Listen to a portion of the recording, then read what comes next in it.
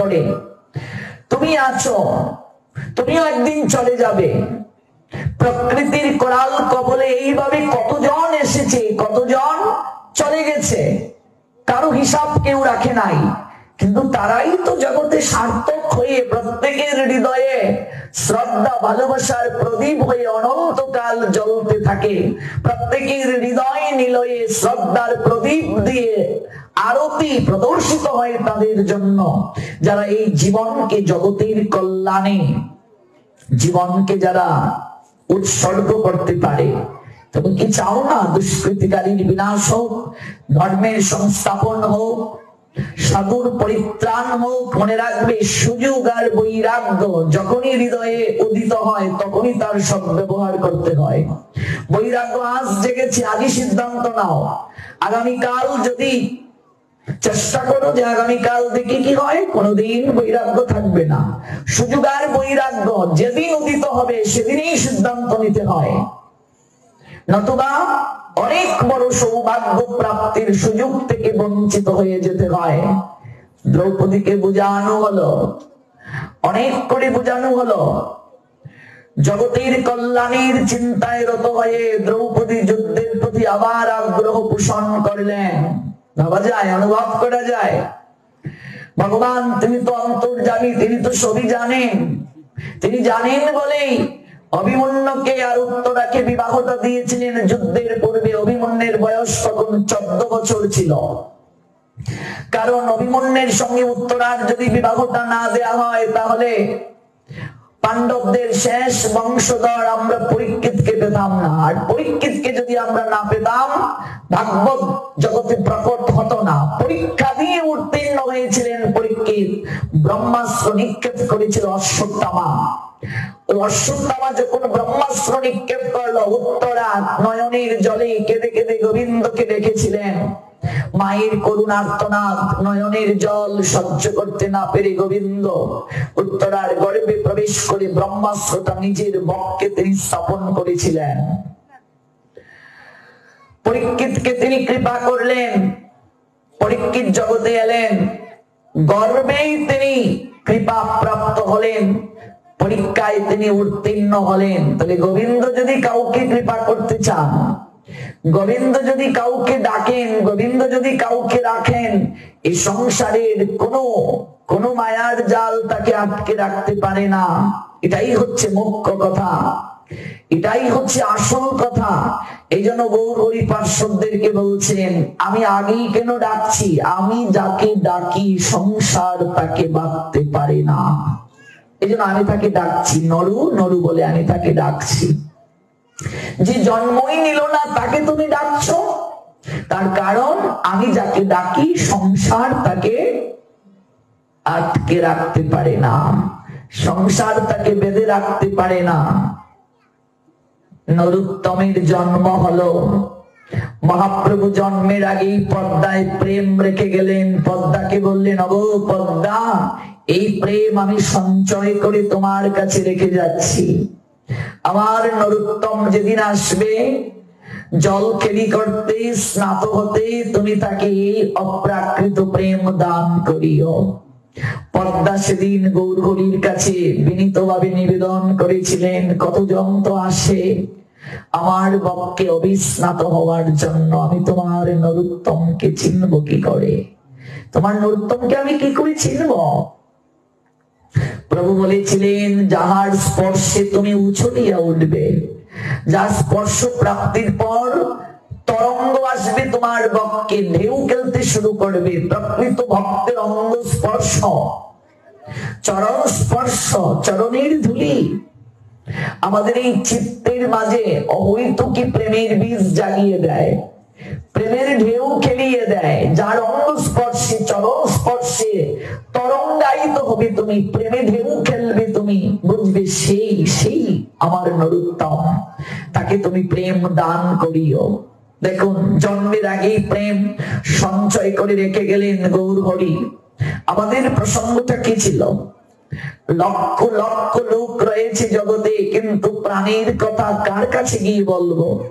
প্রাণ জুড়াইবার মানুষ লাখের মাঝে একজনকেও আমরা খুঁজে পাই না, সুখ কেউ দিতে পারি না, সুখময় গোবিন্দ ছাড়া আমরা কোথাও সুখের সূত্র খুঁজে পাই না, কামনা কণ্ঠবনে ভ্রমণ করিয়া বেড়াচ্ছি। তাই আজ আমরা এসেছি গোবিন্দের চরণে, জানাবো দুঃখের কথা। দুঃখের কথাটা কি? জননী জঠরে ছিলাম যখনই বিষম বন্ধন পাশে, একবার প্রভু দেখা দিয়া মরে বঞ্চিলে এই দিন দাসে। একমাত্র মনুষ্য জন্মেই গোবিন্দের দর্শন হয়, আর সেই দর্শন আমরা প্রাপ্ত হয়েছিলাম। প্রাপ্তির পর বঞ্চনা হলো, আর পেলাম না তাকে, আর সাক্ষাৎকার হলো না। তখনও ভাবিনো জনম পাইয়া করিব ভজন তব। হে প্রভু, তুমি আলোর জগতে নিয়ে যাও, ওই আলোর জগতে নিয়ে যাও, ভজন করব তোমার। প্রতিশ্রুতিবদ্ধ হলাম, ভগবানকে কথা দিয়ে এলাম। সর্বপ্রথম কথা, আমি যাহা আহার করব তোমায় নিবেদন করি পাবো। কিন্তু এখানে এসে চুর হয়ে গেলাম, চৌর্য বৃত্তি করে খাচ্ছি। গোবিন্দের সকল কিছুই আমি ভোগ করছি, তার প্রতি কৃতজ্ঞতা জ্ঞাপন করার সুযোগটাও নাই। দায়িত্ব কর্তব্য প্রতিপালন করতে করতে বাবা নিজের জন্য কিছুই করা হলো না। একটিবার নিজের বিবেককে প্রশ্ন করে দেখবেন, আমার এই 60-70 বছরের জীবনে নিজের জন্য কি করলাম। দেখবে হিসাবের খাতাটা শূন্য। সবার জন্য দায়িত্ব পালন করতে করতে, সবার জন্য কর্তব্য পালন করতে করতে কবে যে নিজের জন্য কিছুই করা হলো না, কবে যে হিসাবের খাতাটা শূন্য রয়ে গেল, কবে যে হিসাবের খাতা শূন্য রয়ে গেল, একটিবারও বুঝতে পারলাম না, উপলব্ধি হলো না।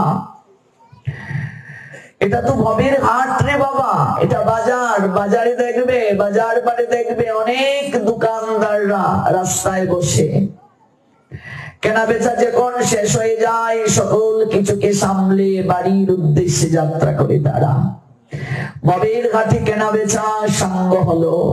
হ্যাঁ, 16 আনা পুঁজি নিয়ে এলাম, কিন্তু হিসাব করে দেখলাম হিসাব মিলছে না। মহাজনকে কি দিয়ে বুঝাবো?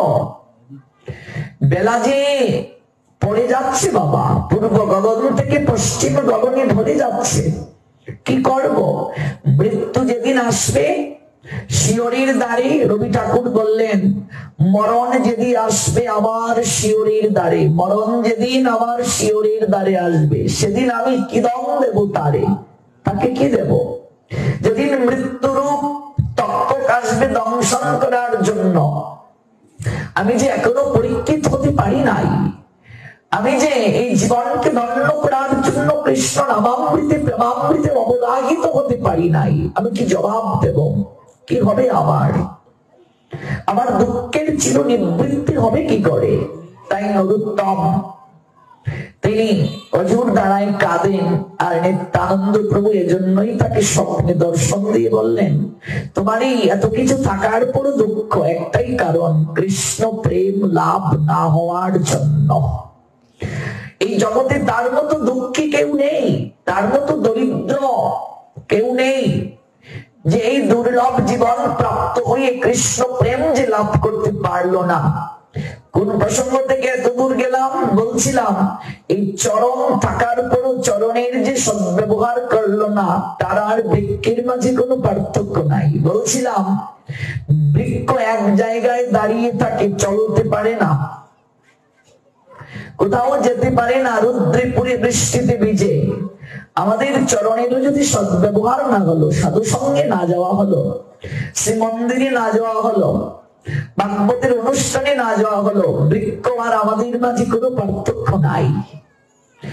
নরোত্তম স্বপ্নে নিতাই চাঁদের দর্শন পেলেন, যাও, সংসার তোমার জন্য নয় নরোত্তম, সবার জন্য সংসার নয়। জগতে কিছু লোককে পাঠান ভগবান দৃষ্টান্ত স্থাপনের জন্য, জগৎ জীবকে পথের দিশা দেখানোর জন্য। চোরের মা হওয়ার মাঝে কিসের গর্ব মা? ডাকাতের মা হওয়ার মাঝে গর্ব কিসের? নেশাখোরের স্ত্রী হওয়ার মাঝে কিসের গৌরব? মহা তপস্বিনী বিষ্ণুপ্রিয়া কেঁদে কেঁদে বলছেন, যদিও আমার নয়নে অশ্রু জড়ে আমার প্রাণনাথ গৌর হরির জন্য, এরপরও আমার মতো সুখী জগতে কজন আছে? আমি আমার পতিকে জগতের কল্যাণে বিলিয়ে দিয়েছি। কে আছে আমার মতো সুখী? সচি জননী অদ্বৈত নিকেতনে সন্ন্যাসীর পর গৌরহরি যখন এলেন, প্রণাম দিলেন গৌরহরি। সচিমা কাঁদছেন, পুত্র পুত্র রে, এতগুলো কন্যা আমার মারা গেল, বিশ্বরূপকে পেয়ে আমি বাৎসল্য পূর্ণতা প্রাপ্ত হয়েছিলাম, তারপর তুই এলি আমার কুল আলো করে। কাঁচা সোনার মতো গায়ের বরণ, সন্তান হয়ে মারা যায়, যমদূত যেন তোকে নিতে না পারে, তাই তোর নাম রেখেছিলাম নিমাই। নিম তো অনেক তিতা হয়, যেন তোকে না নিতে পারে। নিমের গাছের তলে তুই এলে, এজন্য নাম রাখলাম নিমাই। তুইও বুঝি আমায় ছেড়ে চলে গেলি। কথাটা ভালো করে বুঝবেন। গৌরহরি বললেন, মা তুমি যদি বলো আমি এই গেরুয়া পোশাক ছেড়ে আমি আবার আসবো। মা সেদিন কেঁদে কেঁদে বললেন, আমি তোর বিরহ সহ্য করতে পারবো, তোকে না দেখে আমি থাকতে পারবো, তোর অদর্শন আমি সহ্য করতে পারবো, কিন্তু আমি এই দুঃখটা সহ্য করলেও তুই যদি আবার ফিরে আসিস, ওই দুঃখটা আমি সহ্য করতে পারবো না। কারণ দিন শেষে আমার মতো রত্ন গর্বা কজন, আমার দুটি সন্তানই জগতের তরে চলে গিয়েছে, জগতের কল্যাণে নিজের জীবনকে বিসর্জন দিয়েছে। তার মতো রত্ন গর্বা মা কে হতে পারে গো? বিষ্ণুপ্রিয়া স্বামী সোহাগী সোহাগিনী জগতের তরে পতিকে বিসর্জন দিয়েছেন। এটাই তো জীবনের পূর্ণতা। প্রকৃতির করাল কবলে স্ত্রী হারিয়ে যাবে, স্বামী হারিয়ে যাবে, পুত্র হারিয়ে যাবে, কন্যা হারিয়ে যাবে। তাই জগতে বুদ্ধিমান যারা মহৎ কার্য করে যায়, মরিতে চাই না সুন্দর ভুবনে, মরতে চাই না, মানবের মাঝে আমি বাঁচিবারে চাই, মানবের মাঝে যেন জীবনকে চালনা করতে পারি। অনুত্তম, সংসার তোমার জন্য নয়, তোমার জন্মের পূর্বেই গৌরহরি পদ্মায় প্রেম ধন সঞ্চয় করে রেখেছেন তোমার জন্য।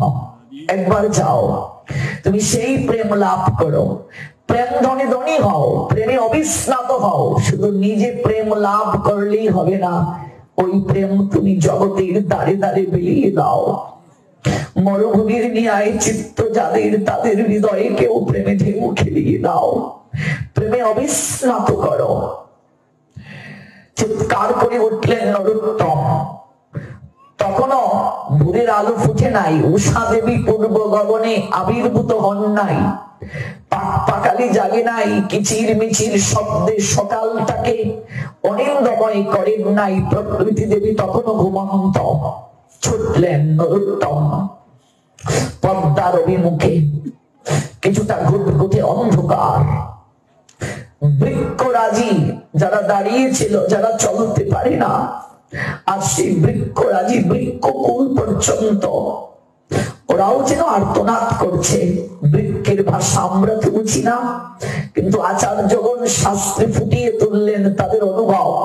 বৃক্ষকুল যেন আজ বলছে, নরোত্তম তোমার তো চলার শক্তি আছে, দুটো চরণ আছে, ওই চরণের সদ ব্যবহার করে তুমি হা গৌরাঙ্গ প্রাণ গৌরাঙ্গ বলে পদ্মার অভিমুখে ছুটে যাচ্ছ।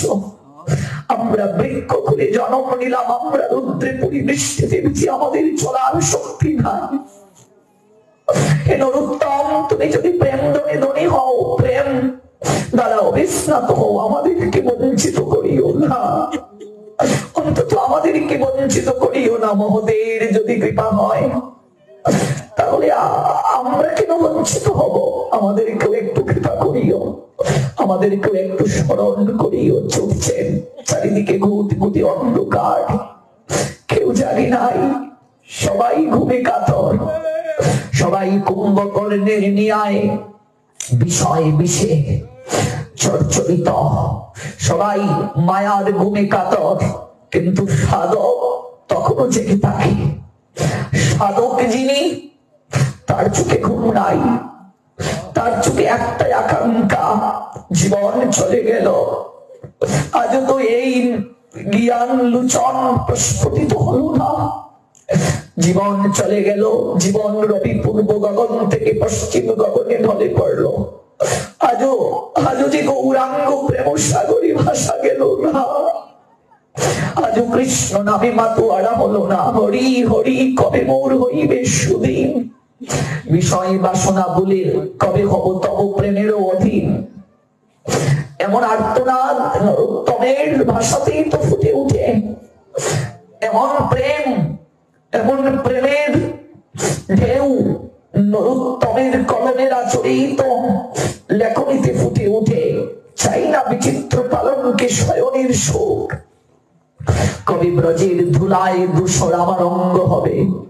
রাধিকা গোবিন্দ বলে কবে কাঁদিব উচ্চেশ্বরে, ভিজবে সকল অঙ্গ নয়নের নেড়ে। হরি হরি কবে মোর হইবে সুদিন, কবে আমার সেদিন হবে বলো, কবে যমুনায় এই দেহ ভাসাতে পারবো। রাধিকা গোবিন্দ বলে কবে অন্তিম কালে ওই দেহটাকে যমুনার জলে অবিস্নাত করতে পারবো, কবে হরি বলবো আর মদন মোহন হেরবো, কবে হা রাধে শ্রী রাধে বলে রাধা কুণ্ডের তীরে লুটিয়ে পড়বো, কবে হা কৃষ্ণ প্রাণ কৃষ্ণ বলে কবে ব্রজের ধুলায় দূষিত হব। বলো না আমার কবে সেদিন হবে। এমন ভাষা, এমন প্রেমের আর্তনাদ নরোত্তম ব্যতীত আমরা কার মুখ থেকে প্রস্ফুটিত হতে দেখিব। ছুটলেন পদ্মার তীরে, তখন অন্ধকার চারিদিকে, জননী ঘুমে, শত শত পাইক বর্গগণ, রাজকর্মচারীগণ ঘুমে, কিন্তু রাজকুমারীর চোখে ঘুম নেই, শান্তি নেই। কারণ কি? সুখময় গোবিন্দ পরশ প্রাপ্ত না হলে কি করে সুখ আসবে? পদ্মার তীরে গিয়ে দাঁড়ালেন রাজকুমার নরোত্তম দাস ঠাকুর। পদ্মা, কতকাল ধরে তুমি প্রেমের বান্ড আপন মমত্বে কত যত্নে তুমি বহন করে আছো। আমি যে বড় কাঙ্গাল, আমি যে চাতক পাখির নিয়ে অপেক্ষা করছিলাম। চাতককে দেখবে গগন পানে তাকিয়ে থাকে, একটু বৃষ্টির জলের জন্য তৃষ্ণা নিবৃত্তি করবে, তার চোখের সামনে কত জল, খাল বিল না নদী নালায়, কিন্তু সে তৃষ্ণা নিবৃত্তি করতে পারে না। চাতকের পিপাসা তৃষ্ণা কি করে নিবৃত্তি হয়? বৃষ্টির জল দ্বারা। কখনো মেঘ বৃষ্টি হয়ে ঝরবে আর তৃষ্ণা নিবৃত্তি করবে। পদ্মা, আমি যে বড় তৃষ্ণার্থ, আমায় প্রেম দাও। দুটো বাহু তুলে নরোত্তম হরিবল বলে, হা গৌরাঙ্গ প্রাণ গৌরাঙ্গ বলে নরোত্তম পদ্মায় গিয়ে ডুব দিলেন। তিনি যখন ডুব দিলেন তখন তিনি অনুভব করলেন তপ্ত কাঞ্চনের ন্যায় গায়ের বরণ এক নবকিশোর যেন তাকে প্রেমালিঙ্গন প্রদান করল। সঙ্গে সঙ্গে তার হয়তো কি প্রেম লাভ হলো। গায়ের বরণটাও ছিল আগে কালো, হয়ে গেল কাঞ্চনের ন্যায় গৌর বরণ হয়ে গেল। পদ্মায় অবিস্নাত হয়ে দুটো বাহু তুলে হরিবল বলে নৃত্য করছেন নরোত্তম। পদ্মার তীরে যারা গিয়েছেন খেতুরি দাম দেখবেন প্রেমতলা নামে একটা জায়গা আছে, সেখানে দেখবে একটা বৃক্ষ আছে, তমাল বৃক্ষ। ওই পদ্মার তীরে বৃক্ষটা দাঁড়িয়েছিল, প্রেমে ঢেউ খেলছে নরোত্তমের চিত্ত। সামনে বৃক্ষটাকে তিনি গিয়ে জড়িয়ে ধরলেন, আলিঙ্গন প্রদান করলেন। নরোত্তমের প্রেমালিঙ্গন প্রাপ্ত হয়ে এই বৃক্ষটা শুকনা ছিল, নরোত্তমের প্রেমালিঙ্গন পেয়ে বৃক্ষটা জীবন্ত হয়ে গেল। প্রেম হয়ে গেল, প্রেম লাভ হয়ে গেল তার। এখনো সেই জায়গার নাম প্রেম তলা। অজুর দ্বারাই কাঁদছেন নরোত্তম। নরোত্তমের জননী ঘুম থেকে উঠে নরোত্তমকে প্রাপ্ত না হয়ে তিনি কাঁদছেন। তিনি উপলব্ধি করেছেন ওই ছেলেটার মাঝে এমন ভাবে বৈরাগ্য এসেছে, ছেলেটাকে সংসারে ধরে রাখা সম্ভব নয়, সম্ভব নয় ছেলেটাকে ধরে রাখা। ও তোমরা কি কেউ দেখেছো আমার নরুকে? আমার নরু তো ঘড়ি নেই। আহাজারি করছেন শচী জননীর মতো, ছুটছেন পাগলিনের নিয়ায়, শাড়ির আঁচলটা কষে পড়ছে, ধুলণ্ঠিত হচ্ছে, সেদিকে খেয়াল নাই। দৌড়তে দৌড়তে চিৎকার করে ডাকতে ডাকতে পদ্মার তীরে এসে দেখেন দুটো বাহু তুলে নরোত্তম কেঁদে কেঁদে হাগৌর হাগৌর বলে ভাসছে নয়ন জলে। নরু বাবা গৃহে চল, তোকে চিনতে পারছি না কেন? গায়ের বরণটা তো এমন ছিল না, কৃষ্ণ বরণ থেকে তো শ্যামল বরণ কি করে হলো? কি করে গৌর বরণ হলো? মায়ের ডাকের দিকে খেয়াল নেই, নয়নে প্রেমাশ্রু, বদনে একটাই কেবল দড়ি, দুটো বাহু তুলে কেবল হরিবল হরিবল বলছে, আর কিছু নেই। মা আমি জানি না, আমি যখন পদ্মায় অবিস্নাত হলাম, তপ্ত কাঞ্চনের নিয়ায় গাত্রবর্ণ, তিনি দুটো বাহু তুলে বলছেন নরুরে আমি কতকাল ধরে তোর জন্য অপেক্ষা করছি, কবে তুই আসবে? সংসার তোর জন্য নয়, আমাকে ডাকছে মা। আমি যখন চুপটা বন্ধ করি, কে জানি আমায় ডাকে, আমার কর্ণে ভাসে নরোত্তম। আমি চুপটা মেরে তাকে দেখতে পাই না। আমি স্বপ্নে দর্শন পেয়ে ছুটে এলাম ওই পদ্মায়। যখন আমি অবিস্নাত হলাম, তপ্ত কাঞ্চনের নিয়ায় গায়ের বরণ, তিনি দুটো হাত তুলে আমায় ডাকছেন নরোত্তম। এই বলে তিনি আমায় জড়িয়ে ধরলেন, তার অঙ্গ পরশ পেয়ে আমার গাত্র বর্ণটা পর্যন্ত পরিবর্তন হয়ে গেল। দুটো বাহু তুলে কেবল আমার হরিবল বলে নৃত্য করতে ইচ্ছে হচ্ছে। কিন্তু বাবা তুই যেমন করছিস রে, তুই যদি চলে যাস কে আমায় মা বলে ডাকবে? তুই যে আমার অন্ধের যষ্টি, আমি তোকে ছাড়া কি করে থাকবো? কি করে থাকবো, কি করে থাকবো বাবা? নরোত্তমের লেখনীতে প্রকাশ পেল বিষয়, বাসনার মুখে তুলে দিয়ে ছাই, নগরে মাগিয়া খাইব গাইব নিতাই, গল বস্ত্র পেতে দাঁড়িয়ে দাঁড়িয়ে গিয়ে ভিক্ষা বৃত্তি করবো। এ নিতাই চাঁদ, এ গৌর হরি, তেনিয়া স্বয়ং সুখ বিচিত্র পালঙ্ক, রাজ ঐশ্বর্য, এই রাজকীয় পালঙ্কে শয়ন করে হবে কি যদি বদনে কৃষ্ণ নাম গাইতে না পারি, গৌর নাম যদি গাইতে না পারি, নিতাই চাঁদের নাম যদি গাইতে না পারি, কি হবে? বরং তুমি আমাকে সেই জীবন দান করো। নগরী নগরী দাঁড়িয়ে দাঁড়িয়ে আমি ভিক্ষা বৃত্তি করে জীবনকে নির্বাহ করব, কিন্তু তুমি আমার বদন থেকে কৃষ্ণ নাম কেড়ে নিও না ঠাকুর। এটাই তো সাধক চায় গো, এটাই তো সাধকের একমাত্র কামনা হওয়া প্রয়োজন, এটাই তো সাধকের একমাত্র আকাঙ্ক্ষা হওয়া প্রয়োজন। শ্রীমান মহাপ্রভু আমার শ্রীবাস আঙ্গিনায় ঘোষণা দিলেন, আমি কেবলমাত্র তার গৃহে ভোজন করব। লাখপতি যে, লক্ষপতি যে, আমি তার গৃহে ভোজন করব। শ্রীধর প্রণাম দিয়ে বলছে, প্রভু আমি কাঙ্গাল ব্রাহ্মণ, আমি কলার মোচা হাতে বিক্রি করে কয়েক আনা মাত্র পাই, কয়েক আনা। লক্ষপতি হওয়া এটা কি কোনোদিন আমার পক্ষে সম্ভব? আমি কি করে তোমায় ভোজন করাবো? গৌর হরি মৃদু মৃদু হেসে বলছেন, শ্রীধর, আমি সেই লাখপতির কথা বলছি না। লক্ষ নাম যে করে আমি কেবল তার গৃহে ভোজন করি।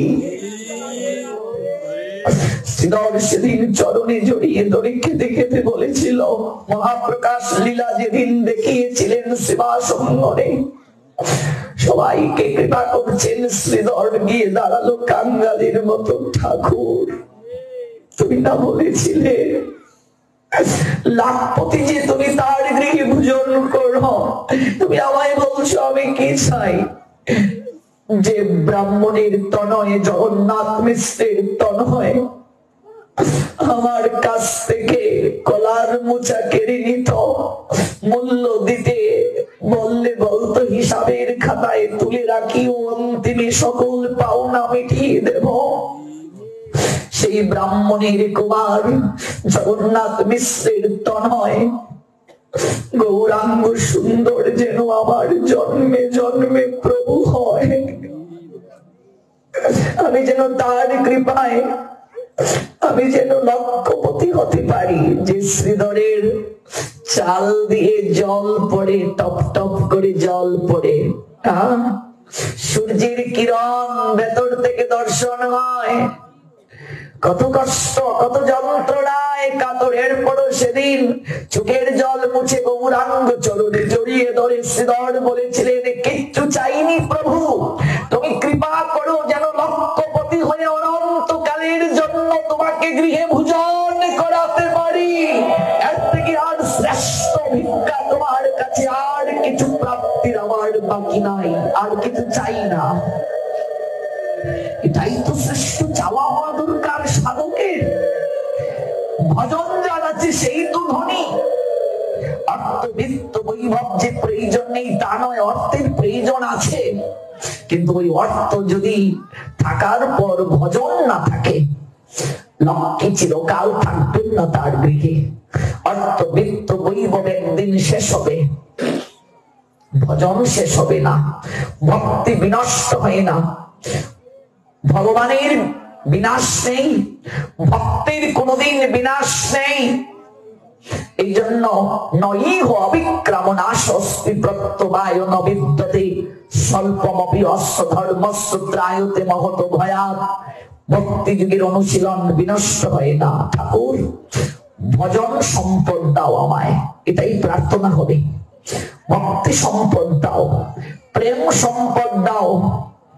প্রেম জীবনের শ্রেষ্ঠ প্রাপ্তি। প্রেম সবার লাভ হয় না গো। কৃষ্ণ প্রেম প্রাপ্তি যার হয়ে যায় তার তো জীবন ধন্য।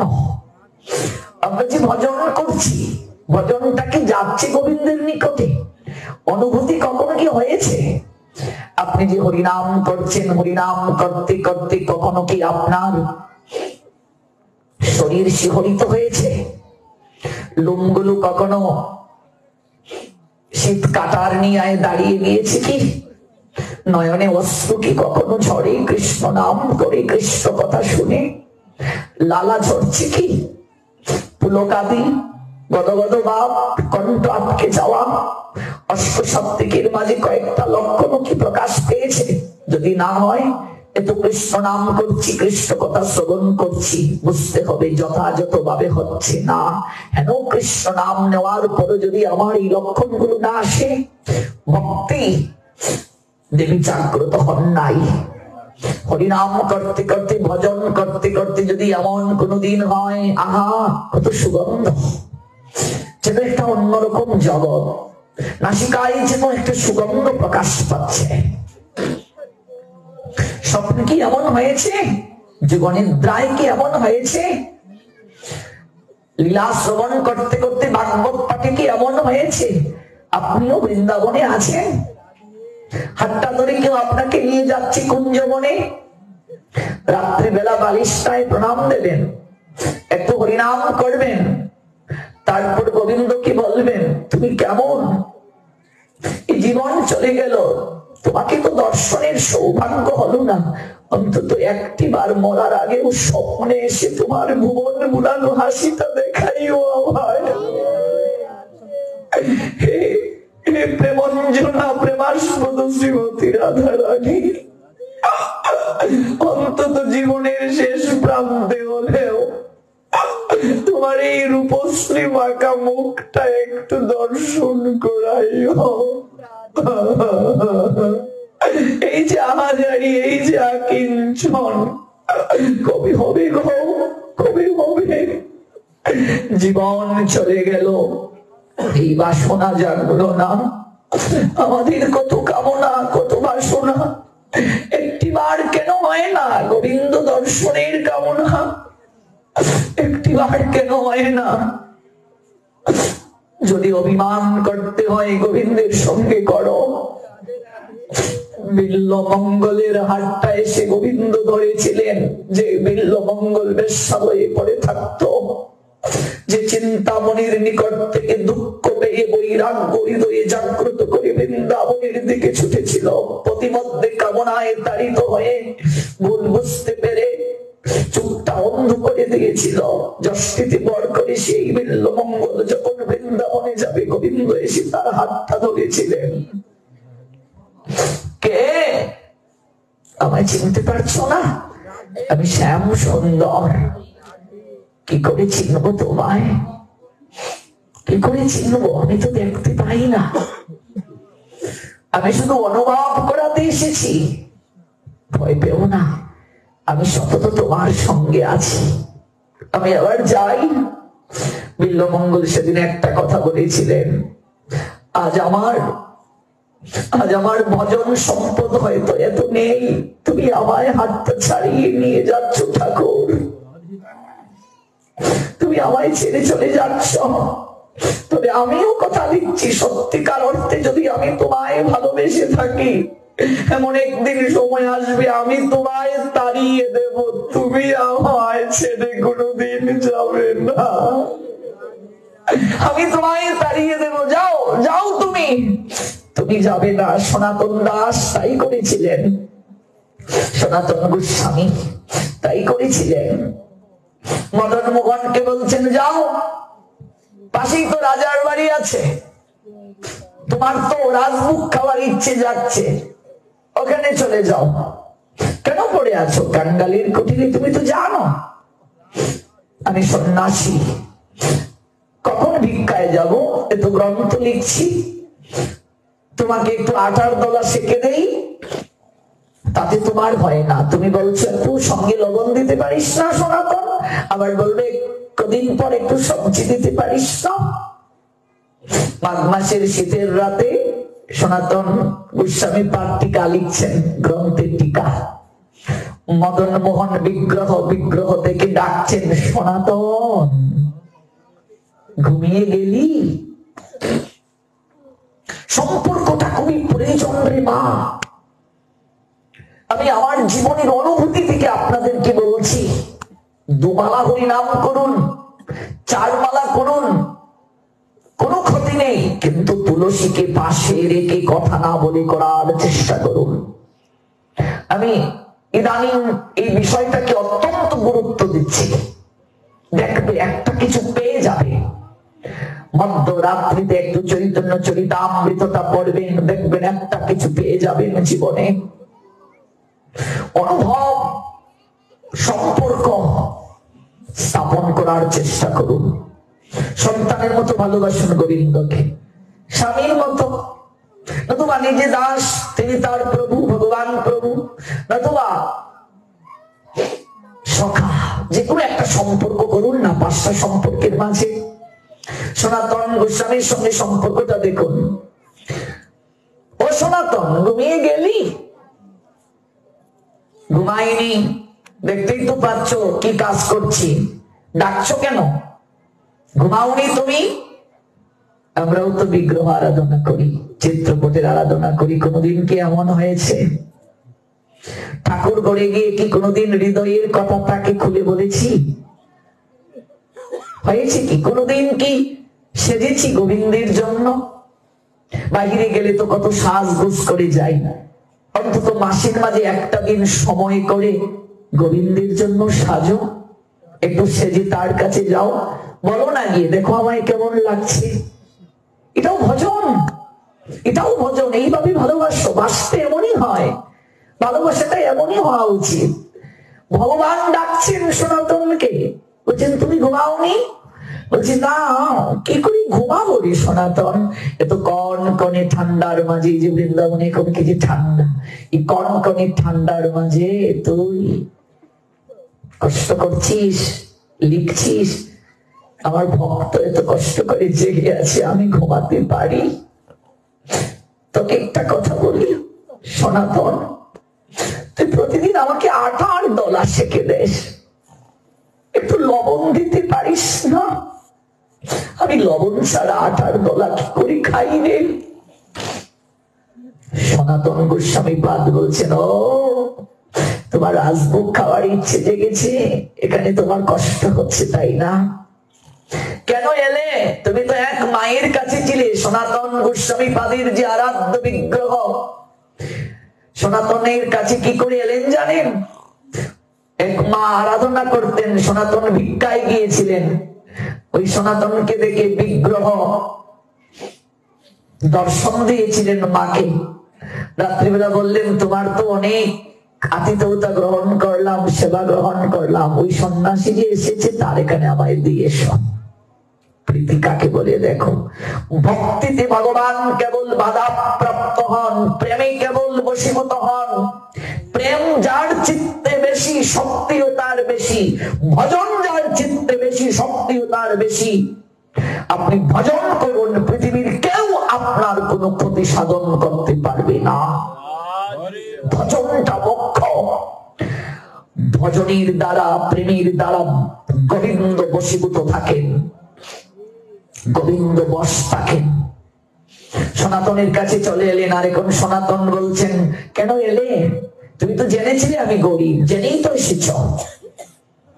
যাও, রাজার বাড়ির পাশে আছে, চলে যাও, এখানে রাজভোগ আছে। কাঙ্গালের কুটিরে কেন থাকবে?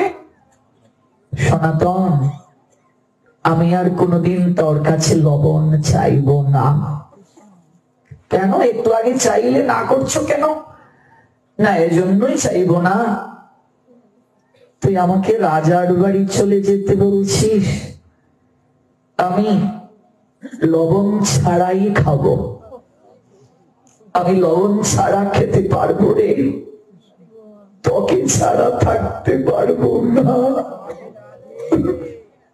আমি লবণ ছাড়া খেতে পারবো সনাতন, কিন্তু আমি তোকে ছাড়া থাকতে পারবো না। আমি যে তোকে বড় ভালোবেসে ফেলেছি রে, আমি যে তোকে বড় ভালোবাসি। আমি লবণ ছাড়া খেতে পারবো, তোকে ছাড়া আমি থাকতে পারবো না। ঝরঝর করে চোখ বেয়ে সনাতনের সেদিন জল পড়লো। মদন মোহনের চরণ জড়িয়ে ধরে সনাতন কেঁদে কেঁদে বলছে, তুমি এমন কেন? তুমি প্রেমময়, এজন্যই বুঝি। কিন্তু মনে মনে তার বড় ইচ্ছে জাগলো, আরে আমার প্রভুর যদি একটা সুন্দর অট্টালিকা হতো, মন্দির হতো, কত ঠান্ডায় আমার প্রভু কষ্ট পায়। আরে লবণ ছাড়া আটার দোলা দিয়ে একটু রাজভোগ যদি তাকে পাওয়াতে পারতাম। মনে মনে ইচ্ছা জেগেছে, আর নয়নের জল ঝরঝর করে পড়েছে চোখ থেকে।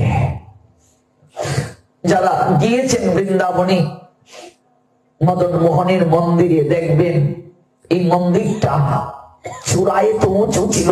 দিল্লি থেকে ওই চূড়া দেখা যেত।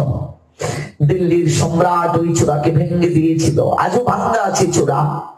এত চমৎকার ভাবি, 500 বছর আগে এমন মন্দিরও তৈরি করা যায়। কারেন্ট ছিল না, কোনো উন্নত প্রযুক্তি ছিল না, কি মন্দির! বাপরে বাপ! আমি দর্শন করেছি। এক সওদাগর বাণিজ্য করতে এলো, পাশে আটকে গেল জাহাজটা চড়ে। কত চেষ্টা করে জাহাজটা ছাড়াতে পারলো না। শুনলো বৃন্দাবনে একজন সাধু আছেন, লোকে তাকে বড় বাবা বলে ডাকে, অনেক অলৌকিক ক্ষমতা আছে তার। তার কাছে যদি তুমি যাও, একটা উপায় বের হতে পারে। সংবাদ নিয়ে সনাতন গোস্বামী পাদের এখানে এলেন কুটিরে, এসে দণ্ডবোধ দিলেন সওদাগর। বলছেন একটা বিশেষ কারণে আপনার কাছে এসেছি বাবা। কি কারণ? আমার জাহাজটা চড়ে আটকে গেছে, বাণিজ্য করতে এসেছি তো, কিছুতেই জাহাজটা চর থেকে ছাড়ানো যাচ্ছে না। আপনি যদি কৃপা করে একটু ব্যবস্থা করে দিন, আপনার তো অনেক সুখ্যাতি এই বৃন্দাবনে। সনাতন গোস্বামী মৃদু হেসে বললেন, আমি কাঙ্গাল, আমার কি সুখ্যাতি? আপনার যা বলার মদন মোহনকে বলে যান। মদন মোহনকে প্রণাম দিয়ে বলে গেলেন। কয়েক ঘন্টা পরেই জাহাজটা ছুটল। সওদাগর বাণিজ্য করে অন্য সময়ের থেকে লক্ষ গুণ বেশি অর্থ প্রাপ্ত হলো। ফিরে এলো সওদাগর, প্রণাম দিল সনাতন গোস্বামী পাদকে। আপনার মদন মোহনের কৃপায় আমার বাণিজ্যে লক্ষ গুণ বেশি কৃপা প্রাপ্তি হয়েছে, অর্থ পেয়েছি। কি করতে পারি আপনার সেবার জন্য একটিবার বলুন। সনাতন বলছেন, না না, আমার কিছু প্রয়োজন নেই। যদি আমার প্রয়োজন থাকতো এই বাংলার প্রধানমন্ত্রী আমি ছিলাম। মনে মনে বলছেন, সকল কিছু ত্যাগ করে, সনাতন কে ছিলেন বাংলার প্রধানমন্ত্রী হুসেন শাহের আমলে, সকল কিছুকে ত্যাগ করে একটা কাপড়ে ঠান্ডার মাঝে আমি জেলখানা থেকে আমি পালিয়ে এসেছিলাম।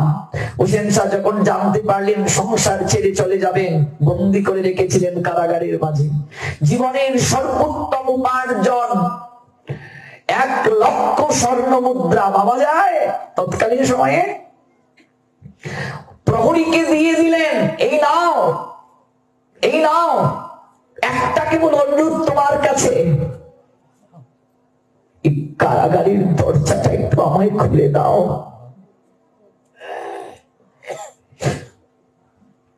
প্রহরী কেঁদে কেঁদে বলছে, আপনি প্রধানমন্ত্রীর দপ্তরে ছিলেন, আপনার আনুগত্যে কত কাজ করেছি, হুকুম পালন করেছি। সম্রাট যদি জানতে পারে আমি কার্য করেছি, আমার গর্দান যাবে। আমার জীবনের সকল ইনকাম তোমায় দিয়ে যাচ্ছি, একটিবার কারাগারের দরজাটা আমায় খুলে দাও। আমি মুক্ত বিহঙ্গের মতো ভক্তির গগনে একটু উঠতে চাই। হা গৌর, প্রাণ গৌর বলে আমি